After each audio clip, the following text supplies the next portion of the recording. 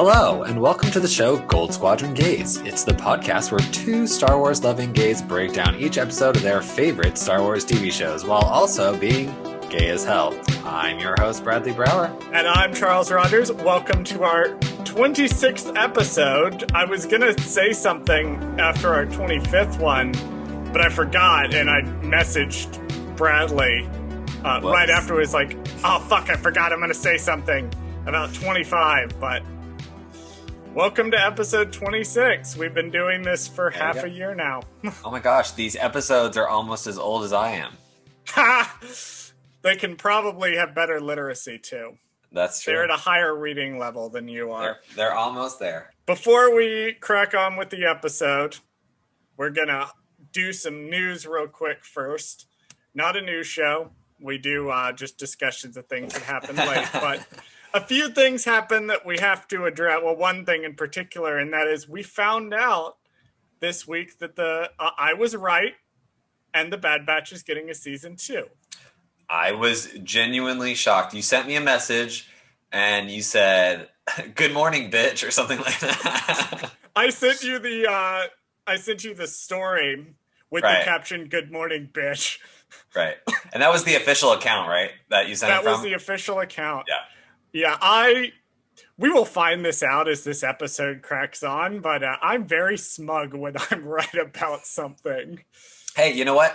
Honestly, the way that this season was going, I genuinely was confused because I was like, there's no way they kind of are in this point now where they can't not have a season 2. So I was genuinely surprised and, actually kind of glad because it gives us something to look forward to next year. Now, scheduling wise, I don't know what the fuck we're gonna do, but so there's 4 shows I think that are coming next year. I know one of them is Bad Batch season 2.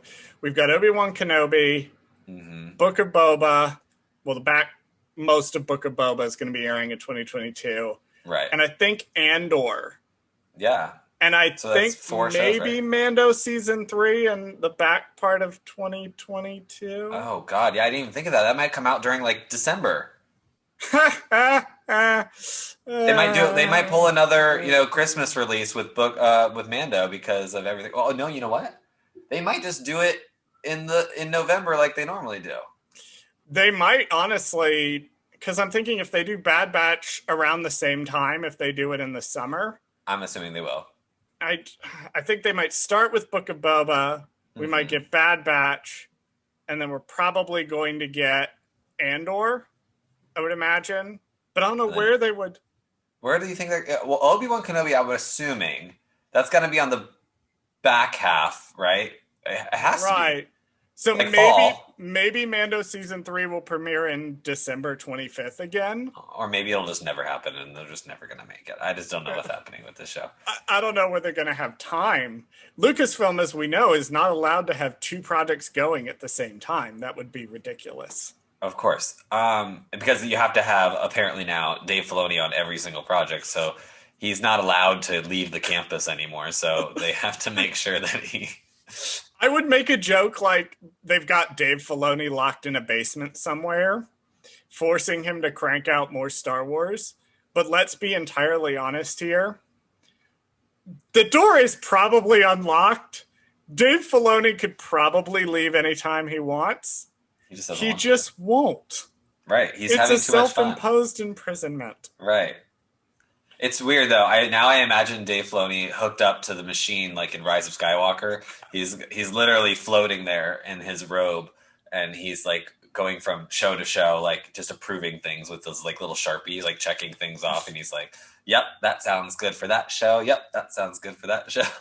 He's got all his shows like intubating in those tubes, like the Snoke clones. Yep. You got a Din Djarin in there. You got a Boba Fett and Ahsoka curled up in there. But I will say real quick, this season 2 thing is leading me to believe that now I don't think Omega will show up in Book of Boba. Possibly. I mean, it seems that they're going to at least devote more time and energy to these characters to kind of, grow them more. I don't know. Yeah, I think that was always kind of a long shot. I would like if it happened, or if at least she got a mention. Considering she's Boba Hmm. Fett's sister and Finnick knew her, it would be nice if at least she got maybe a mention in Book of Boba. Maybe they're holding her back. Maybe she'll turn up in this mega crossover event. Oh, you know what? It may be that now that you're right, because Fennec only showed. Okay, wait. Pause. Fennec only showed up for one episode, 2 episodes. 2 episodes. I'm sorry. Yeah, I don't see why she wouldn't mention her or maybe bring her up because she now has had contact with what 7 different versions of Boba Fett now. So I A mean, lot more than that. like, yeah, it's like Jesus. Okay, so she knows what he Finnick looks Shan, like, the Boba Fett whisperer. unless she just randomly is pretending like she has no idea who Boba Fett is. Like, she must know he's a clone by this point. They have some history that's clear, but it's unclear what that history. Maybe we'll learn it in Bad Batch. Mm. I I mean, wonder if they'll do it. I wonder if they'll do a time jump for season 2 of Bad Batch. I guess it depends on how this next one ends. I mean, yeah, yeah, we'll have to see. But I'm definitely excited. I said they were mhm. setting things up like Roland Duran and things like that, and Cad Bane that they couldn't necessarily pay off this Right, season. exactly. We now know that's what this is. I'm hoping we'll see kind of a transition away from the Clone Wars era into Bad Batch being its own thing, and then finally ending with it tying in a little more closely to Rebels. So in the future, you can watch these animated shows kind of together, which you can throw Revenge of the Sith in there if you want to. Right. But what's interesting too is Bad Batch makes it like a fun viewing experience because you're right. If they do kind of like slowly creep up to Rebels, then you can kind of watch them in timeline order and it'll be a little more fun because you can watch all of Clone Wars, then you can watch final season of Clone Wars, and then you can watch Bad Batch, then Rebels, that you know what I mean? So and it keeps going on and on and on. I've definitely been enjoying like the notion of watching it in order because I really liked when I did my giant rewatch. I Hmm. really loved doing that giant rewatch and seeing how one thing kind of led to another.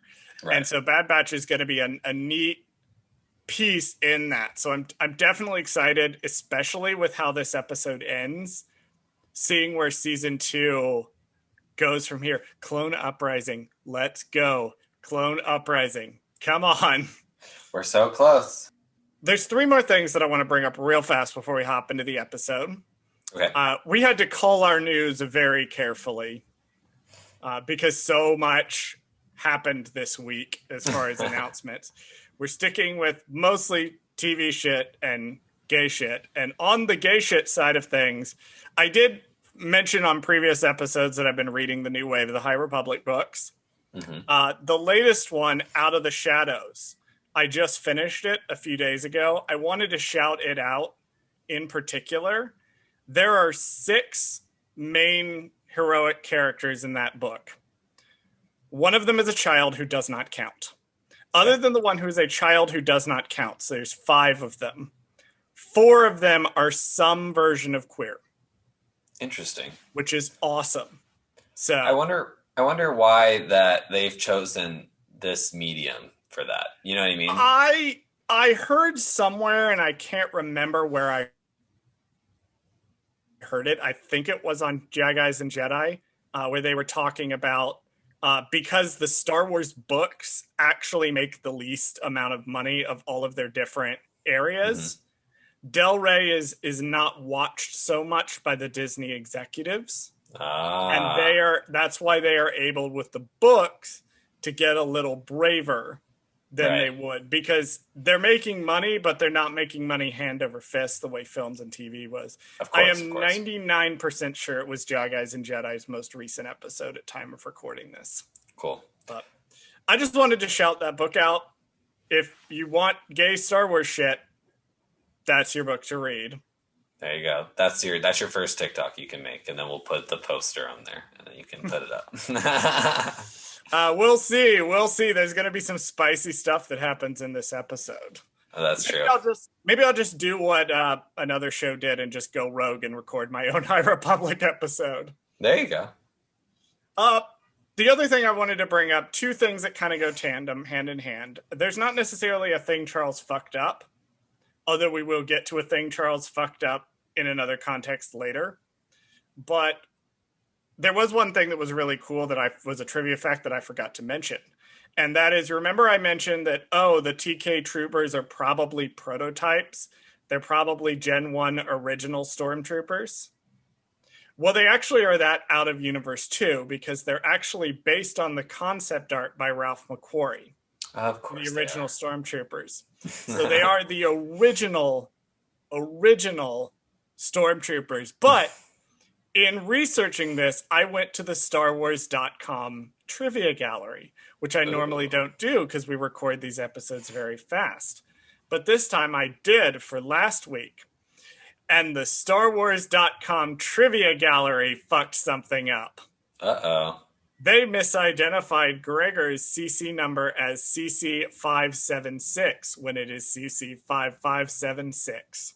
So I wanted to smugly point out on the show that I noticed that StarWars.com made an error, and I have screenshots. No, I just thought that was funny that I noticed that. I was like, we see, even when we do it, we're not perfect. They're not perfect either. So, without further ado, let's dive straight into this episode. Now, when I watched this one, bless their hearts, they did call it Finale Part 1 at midnight Pacific time when I first watched it.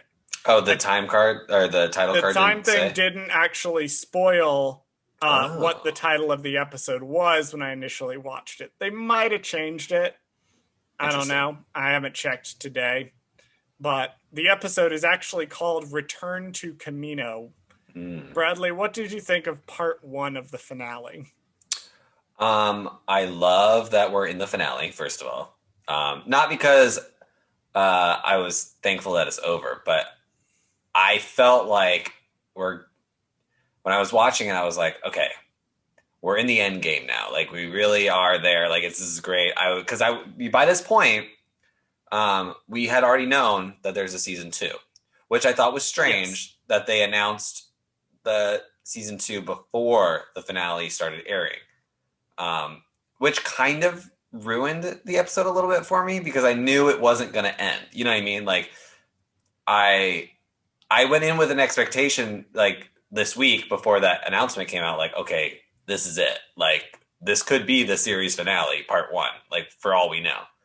And going in knowing that there's a season 2, the stakes for me were a little less because, like I told you in previous episodes, I didn't see the Bad Batch making it to the end of the season. You know what I mean? Like, or at least all of them. Especially Crosshair. I was like, that dude is gone by the end of the season. Like, I truly believed that he was going to be gone. Not so much anymore. Did you hope that they would have done something like they did with spoilers for Loki, but when they revealed that the season 2 had been greenlit at the end of the episode, or even to bring it to a Star Wars context, what they did with Book of Boba, where they announced it at the end of Mando season 2?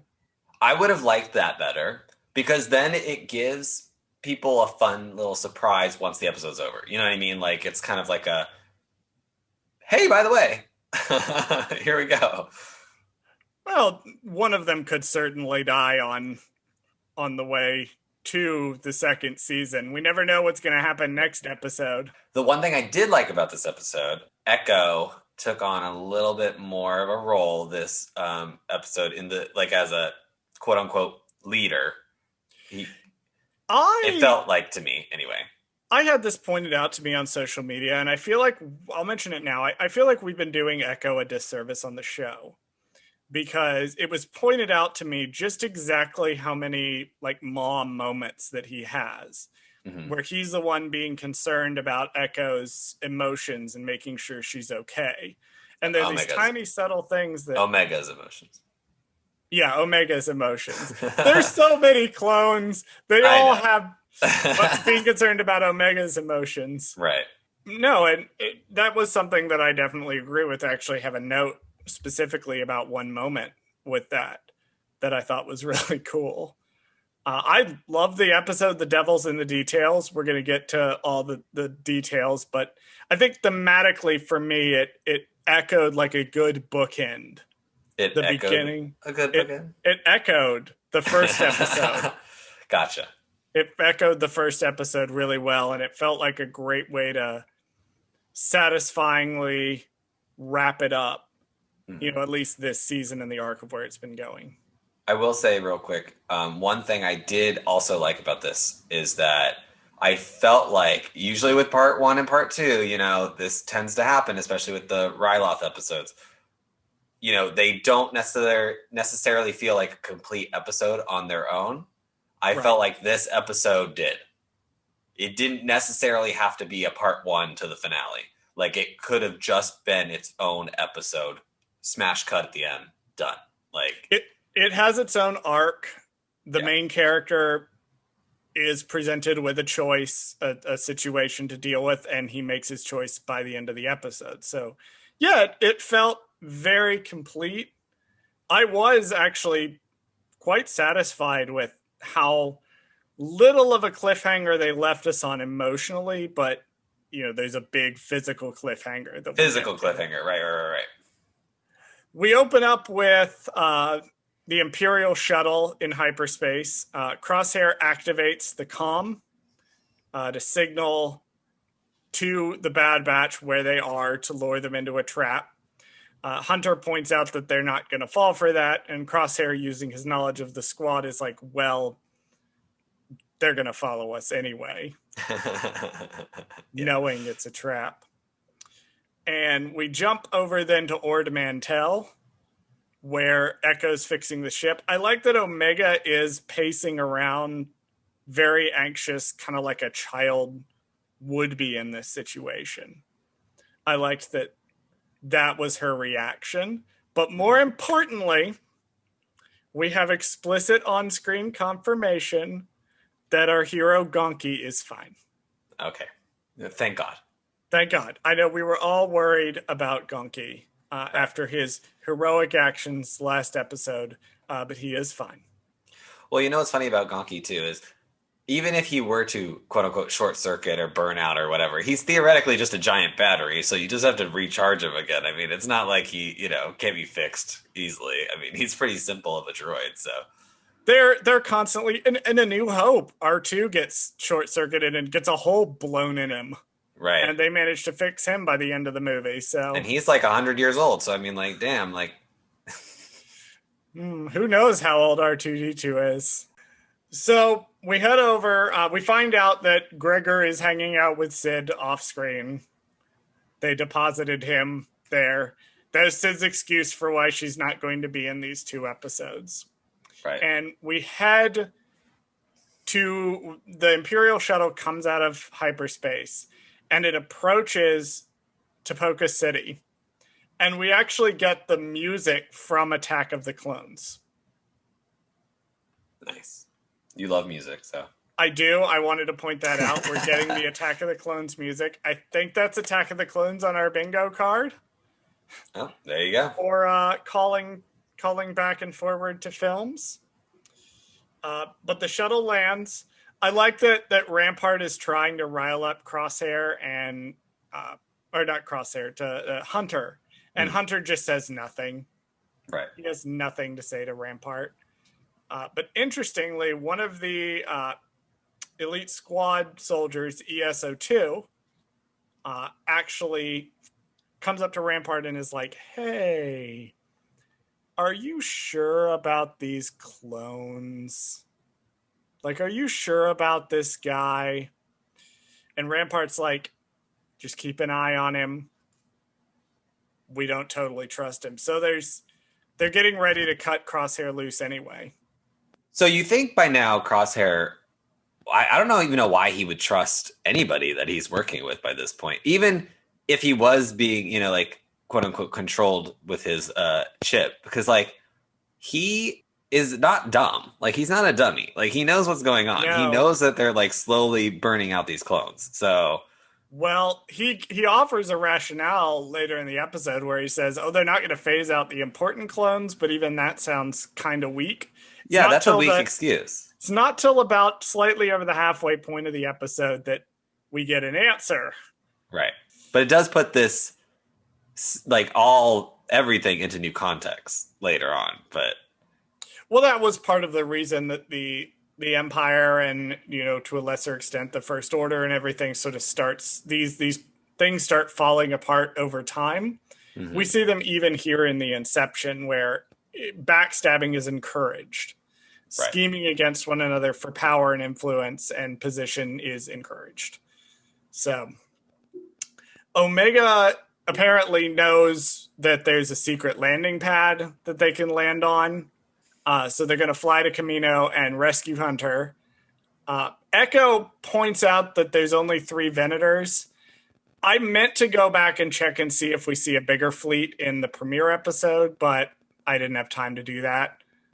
Let us know. Tweet at us or respond to us on TikTok or something if you know whether or not there was a bigger fleet somewhere, because I can't be bothered to go back and look at this point. I want to shout out, we do this every episode, obligatory shout out to the animation, because the shot of the shuttle entering through the clouds with the rain is gorgeous. Even with the shot of the 3 Venator ships, I thought was really cool because, of course, it gave off Exegol vibes with the storm and they're just in this. I love anytime you have an Imperial ship in a storm, like especially that shot in Solo where it's going through the mall is. Oh yeah. Probably one of my favorite shots in all of Star Wars, because I love whenever those big ass ships are in the storms. I don't know. It's just like really cool. It definitely, I hadn't even thought of like it being similar to Solo, but for a show that's not necessarily about pilots, they took a great deal of time to animate these beautiful shots of ships flying in various places. Yeah, and that leads me to believe that maybe they'll focus, or at least makes me think of the squadrons, or the Rogue, or what is it called? Rogue Squadron. Rogue Squadron show. The new movie that's coming out. I think that will be a very interesting kind of thing too. They already have all the, quote unquote, choreography for all these ships flying. I'm sure it would be quite easy to replicate, to take some of these animated things and translate them over to CGI. A little note that I had about this scene, I like that, Omega didn't want to come back to Kamino. She's very uncomfortable throughout this episode. I like that that's physical first, that we see it on her face and we see it in the lighting and the way she stands first in these early scenes before it's brought up. It would have been super easy for them to say, hey, are you feeling okay? And her to be like, I'm fine, right at the top here, and then never address it again. But kind of spacing it out made it hit a little more for me. Right. The platform rises up. We get more Attack of the Clones music. Once again, I want to point out the animation of the rain as they're walking in it, the way it interacts with their models, the lighting on them. Just this show is so fucking beautiful that I would not even be able to approach it in a bar. This show is so beautiful that it gains 20K Instagram followers every time it posts a new photo. It is insane how pretty the show is. This show is so beautiful that it has a Patreon just for its modeling pics. Oh my God. That's how beautiful this show is. And I kind of hate it for it, but I also can't stop staring at it. That's hilarious. The underwater pods are new. I looked up the Clone Wars episodes to see if they were a reference to something. I couldn't find anything. But they take an underground pod. And while they're in this pod, Omega, when she talks about Nala Se in the lab, kind of lets slip that she's uncomfortable. And this is when Echo gets his moment of, are you okay? Are you fine? I'm fine. I liked. How are you? I'm fine. I'm fine. Everything's fine here. How are you? Best line in all of Star Wars. Yes. Missed opportunity here. They could have had Improvised. her say it. Yeah, I mean, we've had enough references in this show. Right, yeah. I mean, what's one more, right? We get a scene with Crosshair and Hunter, and Crosshair is apparently actually genuinely mad that they left him behind. I know. I kind of thought it was sweet, honestly, because they do have that little conversation, and he's like, well, you left me behind, and kind of in a sassy, very much like, how dare you leave me behind? Like you could have brought me with you. Like, Yeah, it was shocking, and it was the first time in the episode that I kind of perked up and went, "That's not right. yeah, That's not right." If he had the inhibitor chip dialed up to 11, yeah, why is he mad about being left behind? yeah, and it also, even if he didn't, though, like it still brings up this question of, well, you were trying to kill them / capture them. Like, well, I don't understand what And they were gonna do. Like, Hunter to bring you raises along, Hunter raises the very excellent point of you were trying to kill us. right? So there's a little it's a surprisingly complicated and nuanced situation for a kid show. Very Because deep. Yeah. Crosshair is right, but Hunter is also right. We get a scene where they enter Nalase's private laboratory, and we learn some revelations here. Right. The first being that Nalase created Omega in the lab, which to me implies that no, Django did not know about her, that they made Boba, and then secretly Nalase made Omega. Which is Forged cool. in secret in the bowels of Mount Doom. Well, what's also great about that too is it goes into my theory of Omega showing up in Book of Boba. He doesn't know about her. Therefore, if, for example, if Fennec Shand does know about her and maybe is withholding that information from Boba later on in his later years, we don't know. Like, might be a double cross situation kind of coming up there. I don't know, but we'll see. But we also learn that Nalase enhanced the Bad Batch's mutations in her private lab, and we finally find out why Omega was fangirling so hard over the Bad Batch in all the way back in episode 1. Right. And that is that Omega is the older sister. I know. That's so weird to think about, but blew my mind where she was present when they were getting their mutations in the same lab where she was created. No wonder she was attached to them. Which leads to so many fucking questions, but especially timeline questions, like how old Omega is. But when they were saying that, I was like, wait, okay, so Omega literally has seen them grow from like, or maybe she hasn't seen them grow, but like she saw where they were enhanced, right? So maybe they were already fully grown by the time she saw that. But she was that's bringing up so many questions, because she saw them enhance, right? They're already adults by that point. She says that she doesn't remember very much of it because she was still very young. Okay. So she is a regular growing clone. Or, I'm sorry, a slow growing clone, like Boba. So she's a natural growing clone. So her years are normal. The Bad Batch is enhanced growing. If we assume that it's been, we'll say, if we assume that she's about 12. Right. And the Bad Batch has enhanced growth. So let's say they're maybe physically 20, but they grow at 2 times the acceleration. Right, so they're at 40 now. They would have been birthed, quote unquote, 10 years ago. If the mutations were enhanced in them around age 2 or 3, Omega would have been 4 or 5.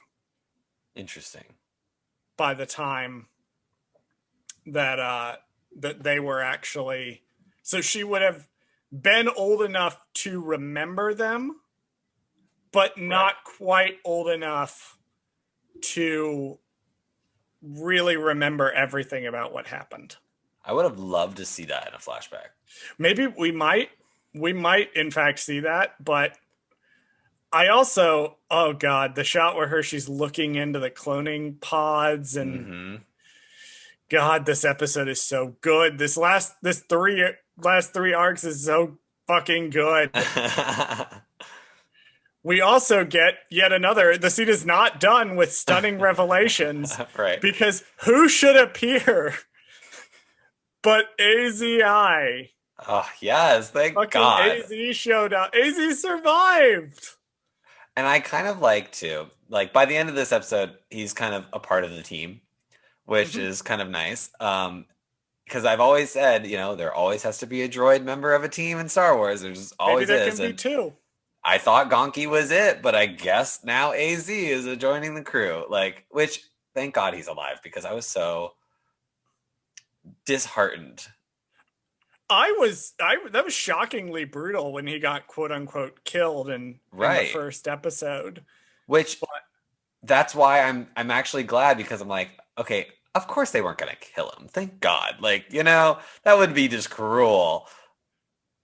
I was very happy to see him. And also like maybe he's one of Omega's few like lifelong friends. Right. Because she's only has so many. I mean, it's only Right. 12. With the news that the Bad Batch has arrived. The Bad Batch runs across the bridge, these empty bridges on Kamino, with the Imperial klaxon blaring behind them. I knew you were going to bring that up. You knew I was going to bring that up. It's my favorite It's one sound of, in all of Star Wars. one of the few things we agree on is how excellent that sound is. They head in and there's kind of a moment where they realize that, oh, there's no clones here. It's the TK troopers. They don't have a word for stormtrooper yet, but they say TK troopers. But they find out that Crosshair is holding Hunter in the training room. And Tech is like, okay, here's the plan. Instead of going in through the front door, we're going to go up through the lift that puts us right in the center of the room. And I literally have written in my notes, Tech, your plan sucks. Oh, I literally, in this scene, I was like, Crosshair knows you're going to do that. I don't understand why you're there. The way Tex presents it is like, he's not going to expect us to come up through the middle. No, he's That's exactly 100% what he's going to expect you to do. Exactly. You just have to do the opposite of whatever you think they're going to do. So he's like, we can trick him. Right. It's like, we can trick him by going up through the center. No, just go through the main door. Like that would be the bad plan if you did that. So let's do that. And then, you know what I mean? I can't believe I'm saying this, but do what Anakin Skywalker would do. Right. Just trigger the trap that you think is going to happen. It worked out for him. Right. Most of the time. Some of the time. Admittedly, it didn't work out for him a lot, but it's still the thing you should have done in this situation. Right. Though he did have them leave Omega behind, which was good. Once again. Smart. It's also not something Hunter, I think, would have done. Because Hunter wouldn't have left Omega behind. He would have more definitively set her to a task. Right. But like, hey, I need you to do this while we do this. Yeah. Tech is more stay behind. But even Wrecker's like, no, you really shouldn't be coming up with us. Right. To confront Crosshair. They head up. It's an obvious trap. Crosshair is there with elite squad troopers, and he says, you need to give up your weapons. I do like that it takes Wrecker longer like a second or two longer to get rid of his weapons than everybody else. Yeah. Well, he has a bigger gun. It's just heavier. It's harder to get over. But he also has like a knife and things too. I was expecting them to do that joke where they're just pulling. Yeah, where they keep pulling up stuff. Yep. I was surprisingly restrained. Yeah. Cut to below. Omega's like, I see some dark troopers. We're going to do something with some dark troopers. Right. But up at the top, we finally get Crosshair's motivations because he delivers the line where Hunter says, we're not loyal to the Empire, we're loyal to each other. And Crosshair fires back with, you weren't loyal to me. Burn. Wow. Wow. Okay. He really is mad about this. But that brings up weird questions because he's like, okay, I don't understand his reasoning, right? His reasoning is, well, you could have, come back from, like, you could have brought me with you. You weren't loyal to me. Like, but you were trying to kill us. Like, we literally did not have a choice. And he fires back with, in an earlier scene, Hunter presents the same thing. We literally did not have a choice, to which he fires back, do you think I did? Surprisingly, heady issue, like Crosshair's point being, instead of just running around and doing these odd jobs and trying to raise this kid, you could have been trying to, like, I don't know, capture me? Yeah. Like, take the chip out of my head? Like, do something? And retroactively looking back on it, they do give up on him pretty fast. Yeah. And even by the time of the Ryloth episode, they're not really trying to save him anymore. They're just, he's an inconvenience that they have to get rid of. Like, Hunter's not wrong, but Crosshair's also not wrong. It makes Crosshair, honestly, his character a way better. Like, it makes him better because he was so absent from the show. And, he wasn't physically there. They talked about him, but, like, you know what I mean? He wasn't as prominent in this show as the other characters. And it kind of was disheartening because, the Bad Batch is, a group of clones, whereas he is part of that group. And when he's not physically with them, it's kind of like a bummer, right? Because you kind of want to see all of them together. And it makes his character so much better now that we're getting all these motivations, we're getting all this other stuff, because before it was not very clear.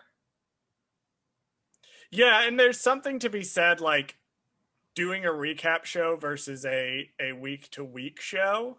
Mm-hmm. Because criticisms that I had early on where I thought, they're kind of just, like, moving on from Crosshair, and it's weird, are now thrown into stark focus because we're seeing, yes, this is what they were doing the entire time. And that would be different, like, because when we go back with Mandalorian, obviously we have already seen the whole entire story as a whole. So we're looking through that lens versus this lens of week to week. And we're like, what the fuck is wrong with Crosshair? I don't understand. I don't get it. And then we see, yes, no, later on. This all makes sense. Yes. Crosshair, interestingly, so ESO2 finds Omega down underneath. And Crosshair's response is not bring the girl to me. It's not take the girl into custody. It's get the girl in a shuttle off-world. The implication that she's going to remain in Imperial custody, but he never explicitly says take her into custody. Right. He just says get her in a shuttle, get her off-world, and then turns around to Hunter and is like, you guys were never going to be able to raise her. Like, right. Seriously? It's also putting in what you thought you were doing. It's also putting into context something that happens later in the episode too, because he's saying get her off world, like kind of like get her off this planet quickly, because I think he knows what's going to happen in the next 5 minutes. Like, he knows. He's probably guessed, which may be leading to something that's about to happen. Right. But he tries to turn Hunter to the dark side by saying, join me. It's the classic, join me on the dark side kind of thing. Right. Hunter is like, we can't trust you. And at the same time, Tech notices that someone has put tiny little mirrors around the training ground. Mm-hmm. Now, I was a little confused the first time I watched it about what was about to happen, because I hadn't recently seen Clone Wars Season 7. because this is a hell of a deep cut. Okay. But I didn't get it. what Crosshair does is he fires one shot and it ricochets between the different mirrors. Right. This is referred to online as the mirror trick, which is a thing that Crosshair did in season 7 of the Clone Wars to take out a hallway full of battle droids. Oh, okay. This is the sequence where he runs. I went and looked it up before we recorded just to make sure. Yeah. We're recording this a little later in the weekend than we normally would, which gave me time to research. Gotcha. I did go back and check. That is what this is from. It's the one thing he can do is he can ricochet lasers off of mirrors to hit things. So he does that, and first the stormtroopers are like, or the elite squad troopers are like, yeah, we're not going to take that order. And he's like, cool, I'm one step ahead of you and already knew you were going to betray me, so how about I shoot all of you? With blaster bolts. He's not fucking around. He murders his entire squad. He murders all 4 of them, yeah. Or is it 4 or 5 of them or whatever? I think it's like 4 of them. Yeah. That he murders. It's like, dude. Okay, great. Next. AZI or AZ whacks ES02 and knocks her down briefly, which was awesome. Mm-hmm. I like that AZ had a little chance to shine. But we also get a line from Crosshair where he says something like, don't become my enemy. Now, earlier, I want to point out that earlier in the sequence, the line, we were brothers once, we could be brothers again, was brought up. And then now the line is, don't become my enemy. In Revenge of the Sith, there's that exchange between Anakin and Obi-Wan where Anakin says, if you're not with me, then you're my enemy. And then later on, at the end of the fight, Obi-Wan says, you were my brother, Anakin. Right. Once again, we've got these echoes because these lines I saw on Twitter, somebody pointed out how closely these lines mirror the lines from Revenge of the Sith. Which I like because it's so close timeline-wise. So that's why I like close enough. The Bad Batch has really done this good thing to where it's great at echoing the narrative poetry without just doing the same thing over and over again. It's kind of what Lucas seemed like he was going for with Phantom Menace. Right. And then realized, oh no, these unpleasable, whiny fanboys just want to directly see references because they're not smart enough to get subtlety in the storytelling. So then he made Attack of the Clones and just shoved it full of references. And I don't like Attack of the Clones very much, so we're going to move on. To Omega, oops, accidentally activating the Dark Troopers. Oops. Oopsies. Just a minor whoopsies. Well, what's funny is I kind of saw this coming, that this was going to happen, because clearly they're not going to waste having all the stormtroopers on Kamino if they're, what's going to happen is going to happen in a few seconds. Right. So I was thinking about how are they going to quote unquote blast their way out? How are they because gonna get out? They're going to. Right. So it's interesting that they had to create a situation where they caused the thing that they have to fight their way out of. I also love that Omega is not infallible still. That, this was kind of a mistake on her part. Made their lives harder. But I did like that. Mm-hmm. But there's they start fighting them. It's exactly like the simulation sequence in the first episode. I don't know if you got that we opened with the simulation in episode 1. And now in part 1 of the finale, we're back in the training room doing the simulation again. Right. But after a brief scuffle with Hunter, Crosshair joins in the fighting. And for the first time, I think since the premiere episode, the Bad Batch theme plays. Okay. Because they're back together. As all right. 5 of them are together fighting against these Dark Trooper prototype training droids. Mm-hmm. So that was neat. that little musical swell brought tears to my eyes. Not as much as something else that will happen later in just a minute, but I definitely had an emotional moment. ESO2 sees what's going on, runs away, is a snitch. Fuck ESO2. We hate her. And then we get Rampart up on one of the Venators, and he's having a Skype call with... I hesitate to call him our friend, Tarkin. Right. Our not even vaguely tolerated person, Tarkin. Tarkin, who we hate as only someone who is gay can hate someone else who is gay. Can we also point out you're showing your age by calling Rampart's call a Skype call, where now we would now in the current day and age in this year of 2021 we would say, oh, he's making a Zoom call with his boss. Thank you, Twink. Thank you for bringing that up. I just find it I'm gonna drink now and try to ignore the fact that there are starting to be noticeable wrinkles under my eyes. Not really. I take very good care of my features. Just a reminder, I'm still hot, and I will keep living in denial about that. But Tarkin is here, and Rampart is on a Zoom call. There you go. Live spaces on Twitter, although they just did away with that this week, whatever you call it.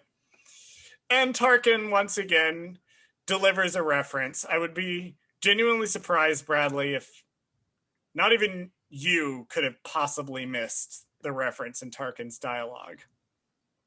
You may file when ready. I have no idea. That's exactly what it was. Yeah, I mean. Rogue One and To A New Hope. One of the best lines in all of Star Wars. Fuck that guy.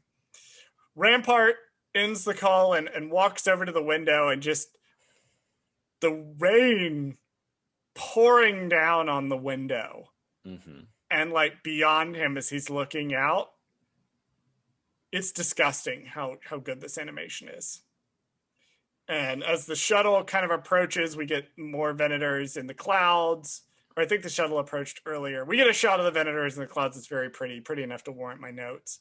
Right. Back on Kamino, Hunter finally gets a chance to talk to Crosshair, and he's like,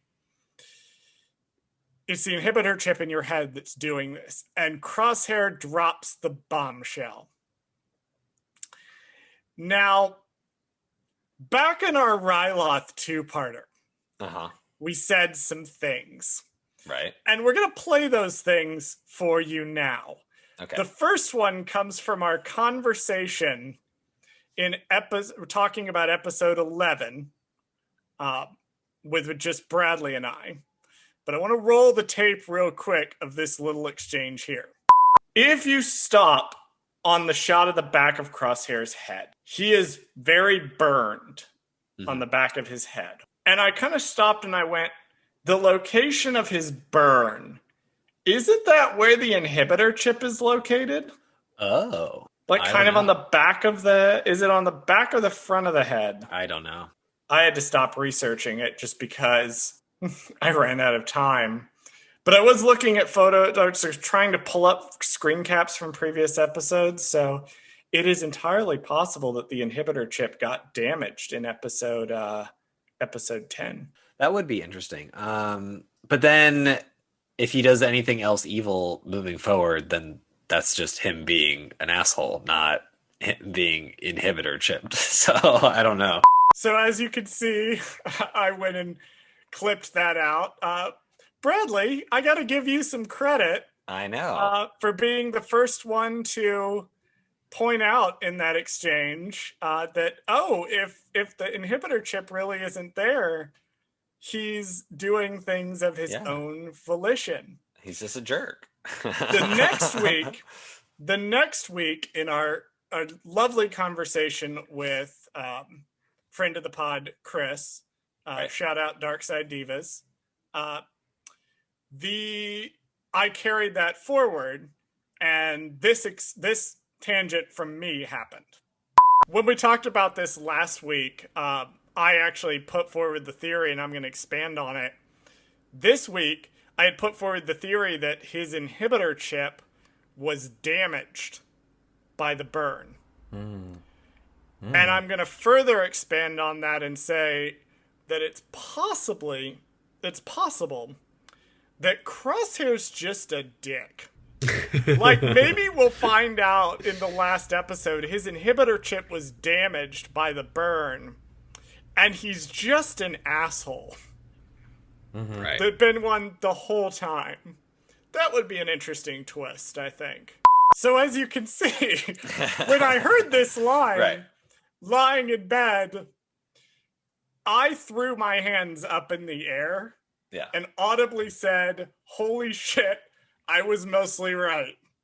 We're pretty good at predicting stuff. I will say that. We're pretty good. We've had some misses, but we're Right. pretty good. Pretty Bradley, good. I remember you were telling me in the pre-meeting that when you saw this, you kind of audibly groaned and went, Charles is going to be really smug about this on the show.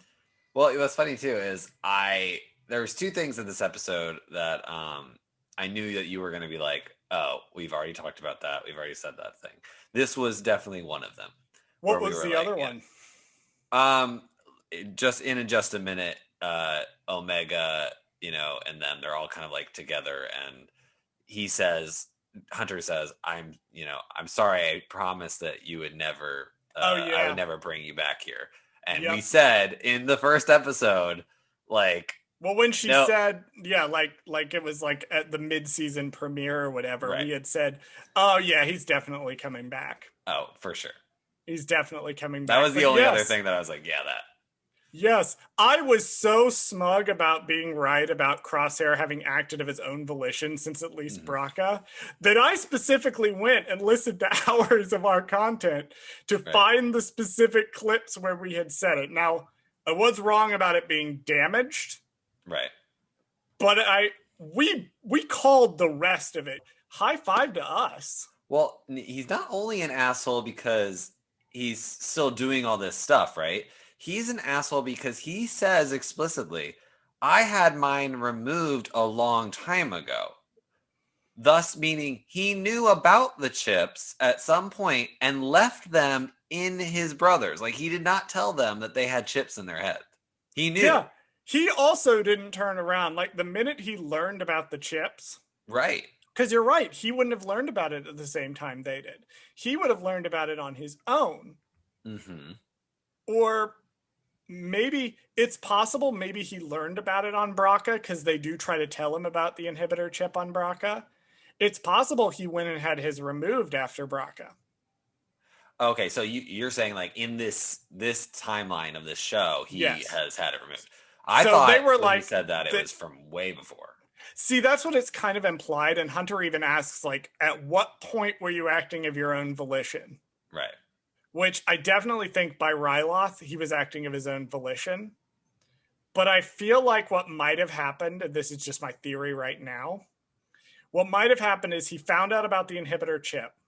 And after Braca, sometime between Braca and Ryloth, he took the opportunity to have it removed and passed it off as scarring from the Braca engine explosion. Oh, interesting. But because it wasn't done with the actual machines that they use it for on, that it was kind of like a back alley botch job, that's why he has all that big scar on the back of his head. Right. So he had to go and get it removed, but then he genuinely believed in the Empire. Right. Yeah, I like that theory better because it leads me to believe, too, that also I think he found out about the chip after they had enhanced him, right? Or they had enhanced, they turned up the obedience or whatever the fuck they did to his chip. I don't know if he maybe knew that that's what they were doing to him. No, I think what happened was once that had happened to him, maybe the chip can only be turned up so much, you know what I mean? And then he might follow orders for a few minutes and then kind of figured out what was happening. Chris posited the theory that, I think it was Chris who posited the theory on our Rescue from Ryloth episode, that the chips only work in like a short burst. Right. So you get a burst of obedience and then it starts to fade. I don't know. We'll have to see. We'll have to Maybe see. in the next episode we'll find out more, you know? But part of the fun of doing a weekly recap show is getting audible, tangible vocal proof of being. I'm giving us at least 70% right on this one. Passable, I like it. We were wrong about the nature of how the chip got deactivated or removed. We were right about everything else. I also want to shout out the detail in the eyes when Hunter and Crosshair are doing their standoff. Mm-hmm. And then Hunter shoots first. I also like that because he failed to save Omega from Cad Bane by drawing too slow. And now he was able to draw faster than Crosshair. I like it. And I do also like that he phasered him, or whatever you call it. When Stunned him. Stunned him, yeah. Which I thought was a mistake. Like, on Hunter's part, just from a logical standpoint, is a mistake, right? Like, because if he had not hit him first, he would have died. Well, and Hunter points out, the difference between them now and them, at the start of the show. They might have gone along with Crosshair. Right. In episode 1 before they'd met Omega. They might have actually gone along with him. Mm. But Hunter tells Crosshair, he's like, you really don't understand who we are. That's not us. That's not us anymore. Right. Omega gives Hunter a hug, and it's very sweet and lovely. And he's like, I'm sorry. You shouldn't have. I said you'd never come back here. And then she says, you did the same for me. Not you do the same for me, but you did the same for me, which calls all the way back to episode 1 and also incidentally shatters my heart into 1,000 tiny pieces. Because I'm very gay and emotional, and that made me sad. Right. Hunter kind of turns Crosshair's head around as if to confirm for me, the correct person, that in fact the burn is where the inhibitor chip was located. So almost to kind of maybe we'll find out that it was kind of a back alley botch job, or like maybe he shot it out of his own head. Now that I think about it, maybe it did damage the chip, and that's why he found out about it. Or they like had to have it removed. Right. Or maybe just when he was getting quote unquote fixed. Because wasn't there, correct me if I'm wrong, was there not dialogue when he did get burned? Someone said something along the lines of like, do you want to get that checked out, or do we need to fix your scar? They say that they need to like get him to a med bay or something. Right. And he's like, no, it's fine. So I'm wondering, he either knew about the chip then, because he's like, no, don't touch it. Like, I don't want you to look at my chip being removed, right? Or, because though they would have noticed if you went to the med bay that he does not have the chip. So I'm thinking he knew. I love that maybe he, like, burned it out of his own head just because that's metal as fuck. Yeah. Wait, remind me how he gets burned again. Like, what was the setup again? So they blast him with, like, an engine. Right. So they hit him with an engine, or they had set it to like no longer have the safeguards on there, so that when his troops started up the engine, it like he caught a full ion engine to the face. Right. Which is why I thought it was kind of odd, and what got me thinking down the inhibitor chip path in the first place was he got burned in the front of his face. He never really turned around. I was like, he didn't take that many injuries to the back of the head. Huh. But Hunter turns him over and they start running away. And as we draw to this episode's conclusion, we see a couple of different shots. We see the empty mess hall. We see the empty Bad Batch barracks. We see the cloning tubes that once so dazzled Obi-Wan Kenobi in both awe and horror as he walked through the halls of Kamino a decade ago in both Star Wars timeline and our actual timeline. Actually, more than a decade ago. Wow. Rampart delivers the line to open fire. Did you notice on your viewing, Bradley, who he delivered the line to? Who actually opens fire? Yes, it was a clone, which I thought It's a was clone. interesting It's a because clone. He it's almost orders a like, clone to open fire on Kamino. and that even to me brought a lot of questions up. Not only because, well, one, it's a clone, so there's already your first like question, like what the hell, like that's a fucking clone. Second thing is it's a clone in an Imperial outfit, not just like he's not a stormtrooper, he's just a button pusher. You know, kind of jumps forward in time with like A New Hope, for example, whereas all the, Imperial officers are always like old or British. And so it's like they're all these old guys. So I'm wondering like if any of them are just old ass clones that are just quote unquote button pushers. And literally their only job in the future is just to push buttons because they don't want to put them out in the field because they're deteriorating, so they just need them for something else that a droid technically could do, but it's like let's just get a human in there. At least for now, that they're transitioning them into these roles, that they don't want them on the front lines anymore. But I Right. think it was a horrible, horrible thing. I hope we find out who this clone is. One of my favorite characters from Legends was a guy named Ten Granite, who was actually, one of my absolute favorites.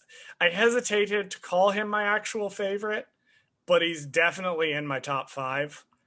He was the gunner who pulled the lever to fire to destroy Alderaan. And in the final sequence of A New Hope, he's the one that you can audibly hear in the film saying, "Stand by, stand by."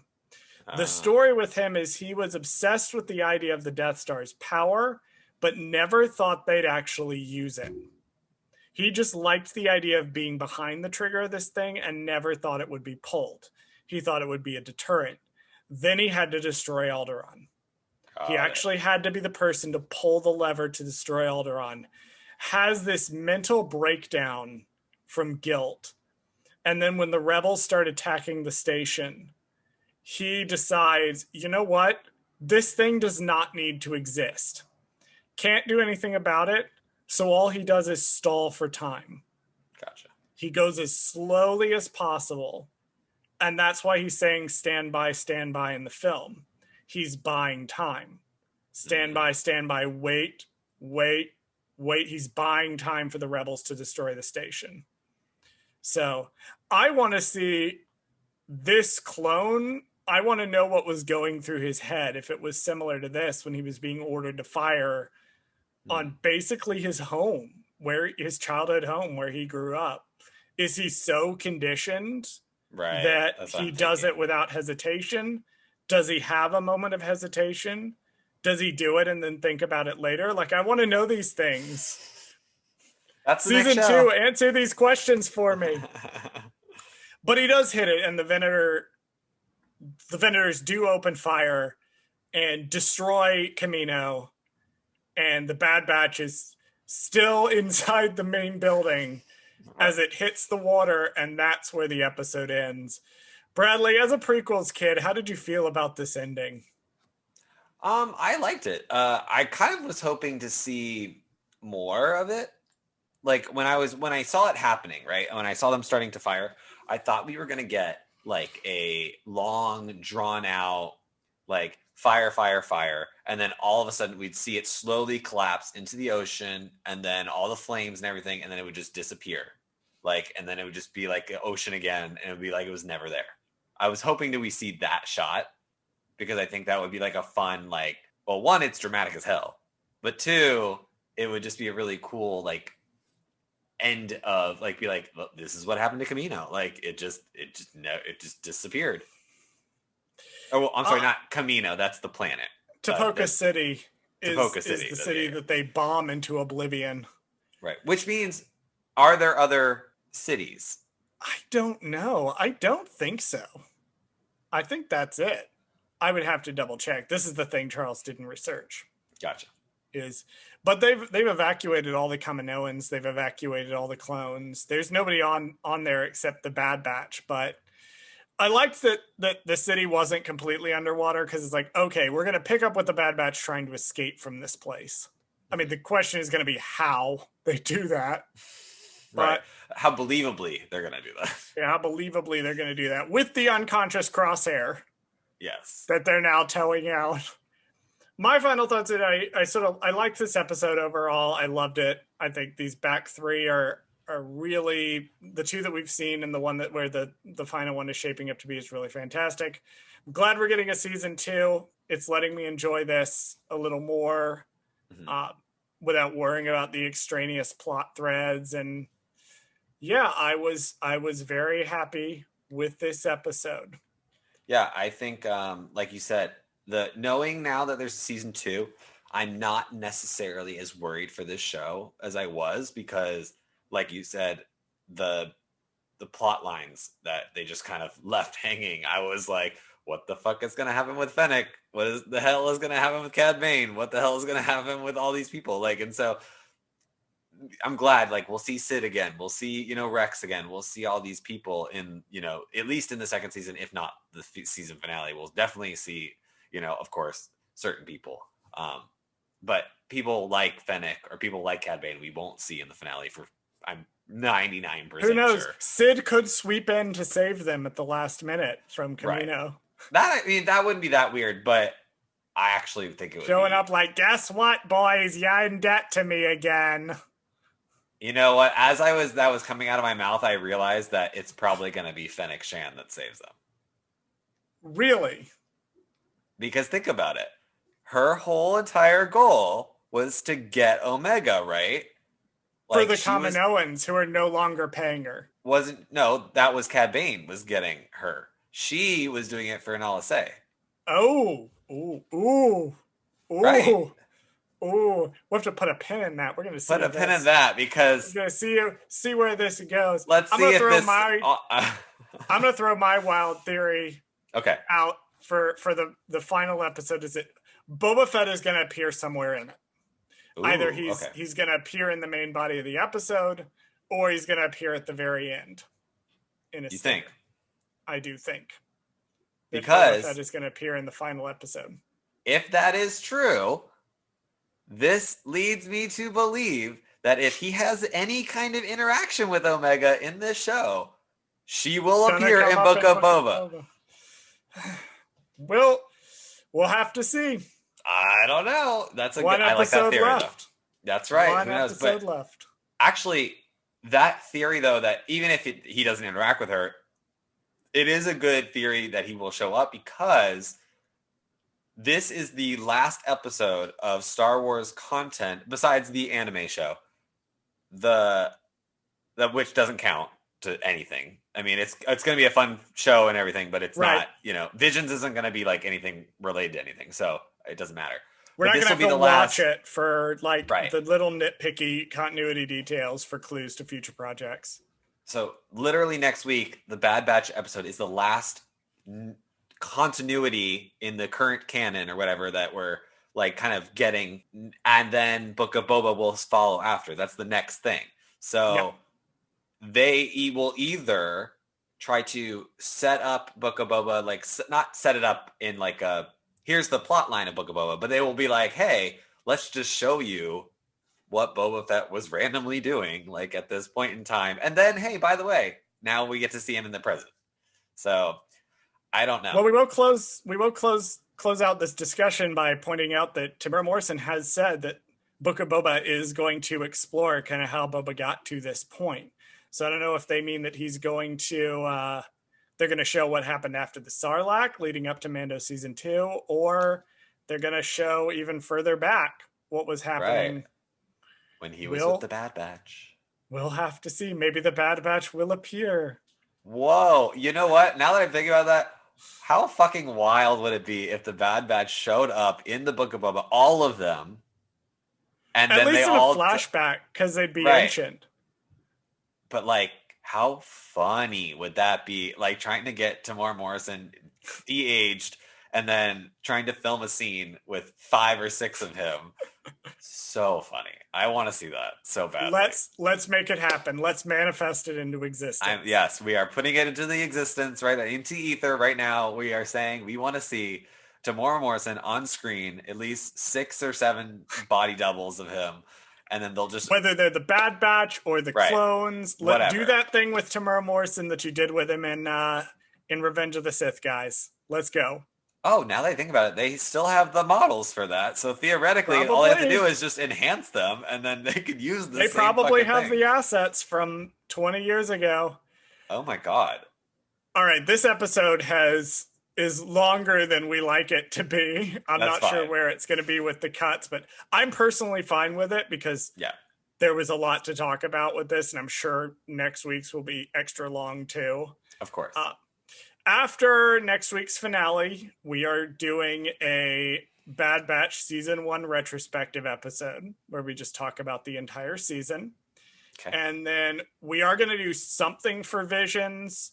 We're not sure what, whether it's going to be on one of the social medias, whether or not we're going to do a standalone episode.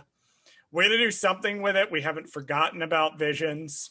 Right. But we're not going to cover it one episode at a time.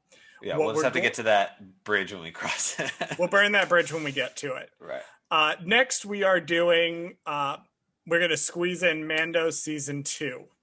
Right. We're going to recap that before we get into the Book of Boba Fett, which also coincidentally fills out our live shows so we don't have to worry about catching up on any and doing episodes on them. Our guests are confirmed for that, Cool. which is awesome. I'm not going to say who they are, but I'm also investigating potential guests for Book of Boba as well. Nice. And because that'll be the next thing after Mando Season 2. And we may, depending on scheduling, do some other episodes here or there, but for the most part, that's what's coming up next. So, Lord, I gotta take a look at this schedule because I don't even know what's gonna happen now. schedule changes every fucking week. That's the joy of producing What the Fuck is a Schedule. Socials, you can follow us on Twitter at Goldsquadrongays. I keep people updated on the show there, but I also try to retweet other queer podcasters when I can catch them on that account. So if you're curious of other content from queer creators, you can follow us there. We are on Instagram at Goldsquadrongays. Bradley posts funny memes on there sometimes. We are also on TikTok at Goldsquadrongays, where we post animated episode clips. So give us a follow over there and check out some of the content we're doing. You can also listen to us wherever you acquire your podcasts, whatever shady black market dealer gives you your podcasts. Even if you don't listen to us on Apple Podcasts, if you would wander over there if you're liking the show, give us a review, give us a rating. It helps the algorithm. It helps people find us. If you leave a review and it's particularly nice or particularly mean, we may read it on the air. So who knows? Bradley, you got anything else to add, or you want to go ahead and take us out? Join us next week and every week for another episode of Gold Squadron Games. I'm going to need a lot to drink now. Do we really need to delve into the twisted past of R2-D2? I want to know, why is he as sassy as he is? You know, like, what made him the way he is? I'm sure somebody programmed him that way. So there's no way Because he's a just, like, learned it. homosexual. That's why. Yeah, that's exactly what it Have you ever met anyone who wasn't with that level of sass? Like he's very clearly one of us.